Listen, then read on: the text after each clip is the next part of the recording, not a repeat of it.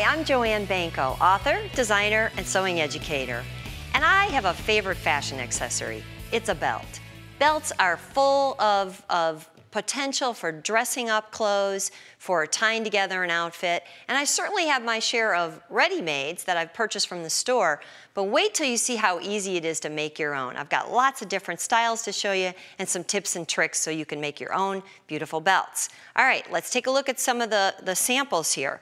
I've got a simple belt with D-ring closure. These are really simple. It's just a tube of fabric stitched all the way through, the raw ends turned under, and inserted into the D-rings. Very, very simple.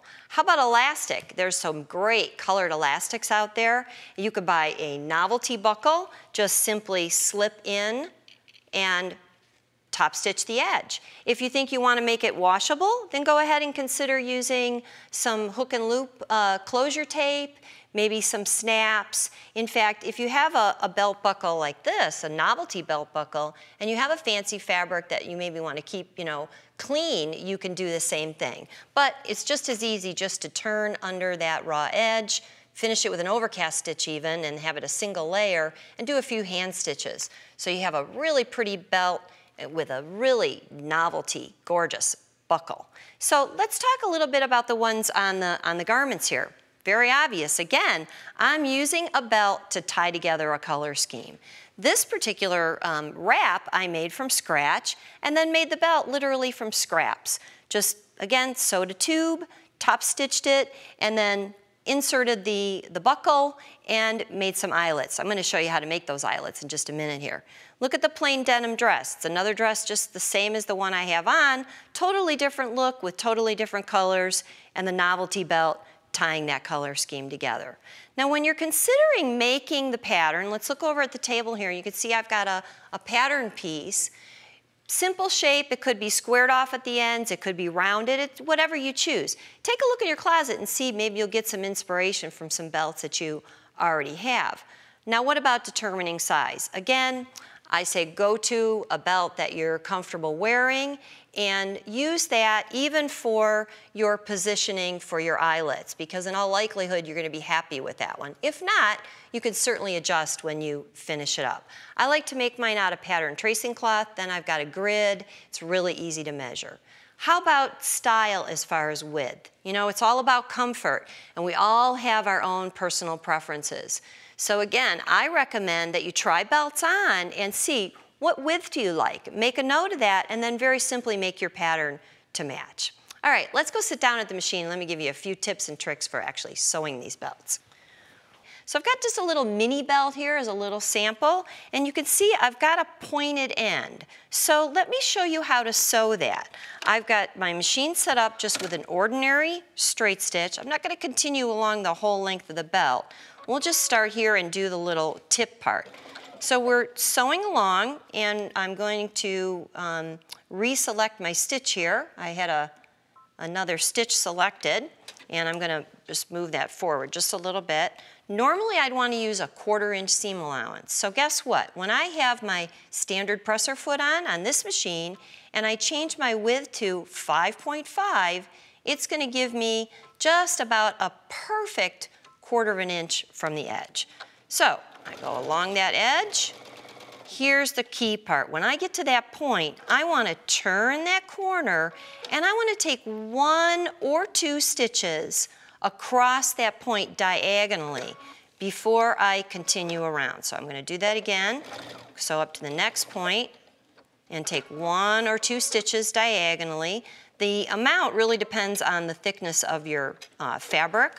Fabric that's a little thinner, you would only take 1 stitch. Fabric's a little thicker, you might take 2.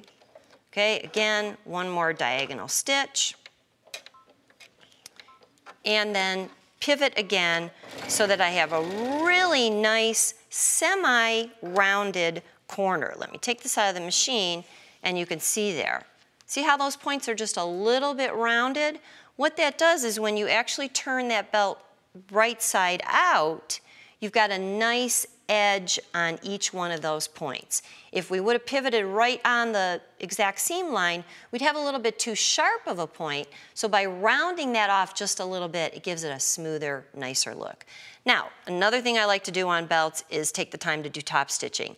If I'm going to do top stitching, in all likelihood, I'm going to do that on the single layer with my interfacing attached instead of doing it through both layers. It'll lay a little bit smoother that way, and I basically decorated the right side of the belt so that I'm ready to sew that into the tube.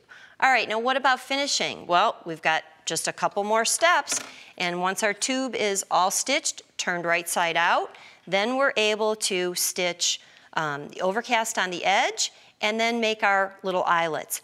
I've already got one little machine-made eyelet on the end, and that's where my buckle is going to go through, so that the little prong for the buckle is going to poke right through. But let me show you how to stitch the eyelets on the machine. I'm going to change the presser foot. I'm going to change to presser foot N. That's normally my decorative stitch foot, but it's also the foot that gives the movement for doing the eyelet. Of course, I would mark these, but I want to make this really simple to show you. So I'm going to select the eyelet stitch, simply lower the presser foot. I want my eyelets spaced in the center, and I'm good to go. It goes all around that full circle with a little satin stitch, one time and stops. I like to make mine just a little fuller, gives them just a little bit of a nicer look, so I'm going to go stitch with that in place one more time, right around, ties off, and voila, I have a beautiful stitched eyelet. Let me trim that so that you can see that really nice and neat and close. I've used a thread that's just a little bit darker. You can actually use something that matches very close, and your eyelets are just going to kind of disappear. All right, how are we going to open those now? We need a little hole puncher, commonly called an awl, and we would do this on a protected surface. Simply slice that open very, very carefully. All right, let's go back over to the table for just a second. I want to show you just another option, another alternative. If you don't have eyelet stitches built into your machine, then you could consider using metal eyelets. They're special tools. Eyelets come in various colors. They're the same kind that you would find on a ready-made belt. Very easy, very simple.